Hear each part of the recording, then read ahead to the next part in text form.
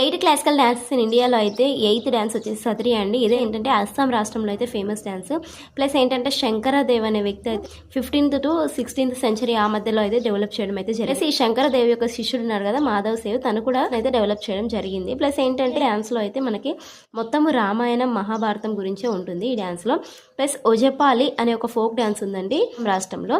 ఇది మనకు పల్లెలో ఎక్కువ అయితే చేస్తుంటారు. ఇలాంటి ఫోక్ డాన్స్ ఒజపాలి అనే డాన్స్ నుంచి అయితే ఈ సత్రియా డాన్స్ అయితే రావడం అయితే జరిగింది. అయితే ఫేమస్ పర్సన్స్ ఎవరు చూద్దాము. సత్రియా డాన్స్ ఎవరు బాగా చేస్తారంటే గురిజటిన్ గోస్వామి గారు.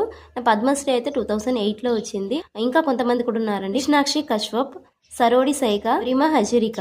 ఈ గొరిమా హజరిక అనే వ్యక్తి అయితే రీసెంట్ గా చనిపోవడం అయితే జరిగిందండి. సో ఇది కూడా గుర్తుపెట్టుకోండి. ఎన్టీపీసీలో స్టాటిక్ జీకేలో ఫస్ట్ టాపిక్ వచ్చేసి క్లాసికల్ డాన్సెస్. ఈ క్లాసికల్ డాన్సెస్లో 8 క్లాసికల్ డాన్సెస్ ఉన్నాయి.